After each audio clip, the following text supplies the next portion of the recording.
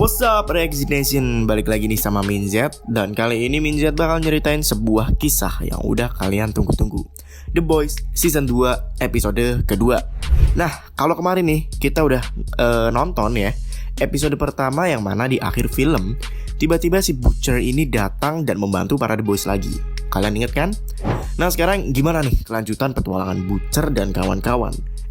Sebelum masuk ke intisari, gue minta ke lo semua untuk melakukan ritual khusus ya, agar channel ini berkembang menjadi lebih hebat, lebih keren, dan lebih absurd.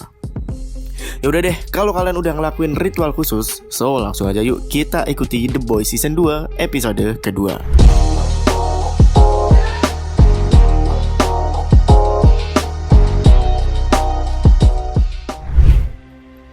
Awal dari episode kedua ini adalah Butcher yang terbangun di parkiran restoran.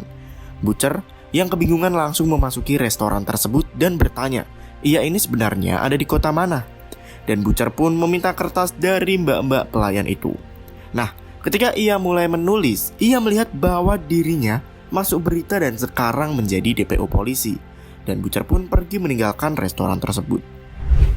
Di markas, Kimiko mencoba untuk berkomunikasi dengan Francie, tetapi Francie tidak paham dengan apa yang dikatakan oleh Kimiko, sedangkan Butcher bersiap-siap untuk pergi menemui seorang koneksinya.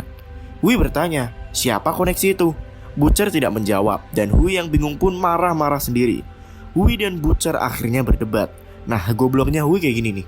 Hui tuh di sini percaya kalau sebenarnya yang ngebunuh Madeline ini adalah Butcher. Padahal kan lo tau sendiri kan siapa yang ngebunuhnya.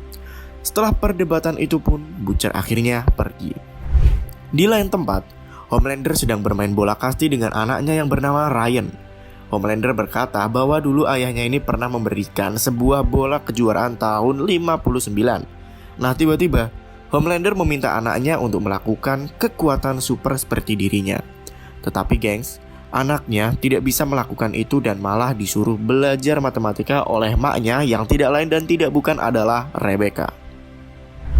Homelander dan maknya pun berdebat sedikit, dan Becca merasa sedikit risih sebenarnya dengan kehadiran dari Homelander ini. Lalu, scene pun berpindah ke The Deep. The Deep sedang mengikuti terapi bersama Carol, dan ketika itu pula, si Archer datang dan berbicara dengan Carol. Carol merasa sedikit pesimis nih di sini akan hal ini, dan Archer yang ingin membantu The Deep membuatkannya sebuah minuman dan menyuruhnya untuk meminum minuman tersebut. Di Menara Vault, Starlight sedang menghadiri berbagai syuting promo dan berfoto di karpet merah bersama Queen Maeve dan Stormfront. Selesai syuting, Maeve tiba-tiba mendapat telepon dari rekannya dan Maeve pun pergi. Sedangkan Butcher di pemakaman Rainer memberikan sebuah kode kepada Grace Mallory. Dan selesai takziah, Mallory ini berjalan ke mobilnya yang tiba-tiba udah ada Butcher di situ. Mereka berdua pun berbincang-bincang nih, dan Mallory ingin melaporkan Butcher ke polisi. Butcher pun akhirnya berkata bahwa sebenarnya ia tahu pembunuh Rainer dan cara mendapatkan pembunuh tersebut. Ya, menurut Butcher sendiri pembunuh tersebut adalah Vought, dan Butcher terus-menerus meyakinkan Mallory. Di suatu kamar, The Deep mendengar ada yang memanggilnya, tetapi yang memanggilnya tersebut bukanlah orang lain tetapi Ingsan dari The Deep sendiri. The Deep ini kayaknya emang udah stres deh, atau gara-gara efek minuman dari Archer yang tadi dikasih ya. Dan adegan pun berganti ke Queen Maeve yang sedang menjenguk pacar les biolanya. Pacarnya ini menyuruh Maeve untuk pulang saja karena ia tahu bahwa Queen Maeve sibuk. Nah di lain tempat, Stormfront dan Starlight lagi-lagi syuting, dan dari sini kita bisa melihat bahwa Stormfront adalah orang yang cukup annoying ya. Nah, lalu nih, salah satu dari pewawancara bertanya kepada Starlight di mana sejatinya A-Train. Starlight berkata bahwa ia sekarang sedang ada di sebuah misi. Tetapi tiba-tiba nih gengs, A-Train masuk begitu aja dan wajah Starlight pun berubah. Jadi gak enak gitulah. Di pesta, Starlight akhirnya bertemu dengan A-Train yang sedang sok-sokan main gitar nih. Mereka berdua pun ngobrol. Nah tiba-tiba A-Train dengan songongnya bertanya tentang pacar pengkhianat dari Starlight alias Hui. Dan Starlight di sini yang ngedenger dan agak gimana gitulah. Balik ke The Boys. The Boys di markasnya bertemu dengan Mallory dan akhirnya Mallory berjanji akan membantu membersihkan DPO dari para The Boys ini. Nah, Butcher akhirnya memberikan sebuah alamat super teroris yang waktu kemarin The Boys lihat di rekamannya itu loh, gengs. Shin pun berganti ke The Deep yang baru aja bangun tidur. Insang The Deep ini masih aja ngoceh sendiri dan membuat The Deep menangis dan stres. Di Menara Vault, Starlight bertemu dengan Stormfront. Starlight di sini berlagak aneh dan Stormfront juga ikut-ikutan aneh, gengs. Jadi ya kayak giguk gitulah. Nah, tiba-tiba di saat yang kikuk seperti itu, Gecko datang dan memberikan sampel dari senyawa V itu, guys, tepat di gedung Vault. Kan anjing? Saat Starlight memasukkan senyawa V ke sepatu botnya, tiba-tiba A-Train datang dan mereka berdua pun sedikit memanas kali ya. Dan A-Train pun menginterogasi Starlight. Tetapi A-Train tidak menemukan apa-apa dan Stormfront pun datang dan mengajak Starlight untuk menyelesaikan syutingnya. Kembali ke BK. BK mengantar anaknya ke tempat les matematika dan BK pun pergi. Nah, di rumah BK, Homelander seperti minum dan menciumi susu tersebut. Lalu ia membuka lemari dan menciumi sebuah cawet. Tetapi tiba-tiba ia tertegun ketika menemukan foto BK dan Butcher. Beca pun pergi ke pos satpam dan meminta untuk bicara dengan Dr. Park. Jadi, awal kesepakatannya adalah BK akan tinggal di rumah tersebut tetapi harus dijauhkan dari Homelander. Pas kesini, Vault malah mengkhianati BK dan memberitahu lokasi anak Homelander kepada si Homelander. Kembali ke Maeve. Maeve di sini mengobrol kepada pacarnya tentang kejahatan-kejahatan dari Homelander. Karena Maeve ini semakin kesini semakin ngerasa nggak betah dengan Homelander. Dulu, saat Homelander dan Maeve berkencan, pernah nih ada salah satu produser apalah gitu yang mendekati Maeve. Dan tiba-tiba, keesokan harinya, produser itu mati, gengs, dengan kepala yang terpenggal dan rumahnya yang terbakar. What the fuck? Balik ke Homelander. Homelander memberi anaknya sebuah handphone. Dan lagi-lagi Homelander menceritakan masa kecilnya kepada anaknya ini. Nah, di sini Homelander juga mengaku bahwa sebenarnya Homelander tidak memiliki ayah atau ibu dan mendoktrin anaknya bahwa mereka adalah seseorang yang kuat dan bisa disejajarkan dengan para dewa.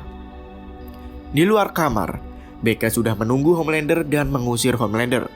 Tetapi Homelander di sini malah menekan BK dan berkata, bagaimana perasaan si Ryan kalau misal pada saat remaja nanti Ryan gak punya seorang ayah yang bisa diajak sharing atau berbagi.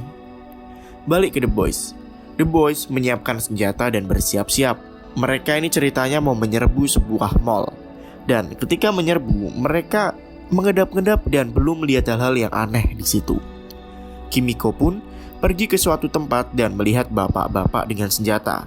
Kimiko pun langsung mematahkan leher bapak-bapak tersebut dengan sadis. Frenzy yang ada di situ melihat baju dari bapak itu. Ternyata itu adalah Shining Light Liberation Army atau suatu ormas yang menculik Kimiko. Kimiko tiba-tiba menghilang dan memanjat sebuah rak dan saat itulah ia melihat seorang anak laki-laki dan memeluknya. Hui dan Frenzy yang melihatnya bingung. Dan Hui pun menjelaskan ke Butcher bahwa itu adalah adik dari Kimiko. Tetapi Butcher tidak mendengarkan dan malah menembaknya. Adik dari Kimiko itu pun langsung menghancurkan seisi mall dan kabur. Di Vault, Starlight lagi-lagi ketemu dengan Stormfront. Starlight marah-marah nih ke Stormfront agaknya. Dan Stormfront kaget ngelihat hal tersebut. Dan tetapi di sini ada sesuatu yang aneh. Bukannya balik marah, Stormfront malah mendukung Starlight bahwa ia bisa berkata dan berlagak semua apapun yang ia mau. Dan Starlight pun mengambil senyawa V yang ternyata tadi ia sembunyikan di tas Stormfront. Nah, balik ke minimarket. Di minimarket, Butcher marah ke Hui dan ingin memukul Hui yang di sana. Menahannya dan Butcher yang saking marahnya akhirnya mengusir Hui dari The Boys dan memerintahkan para The Boys yang lain untuk mengikutinya memburu Kimiko dan adiknya.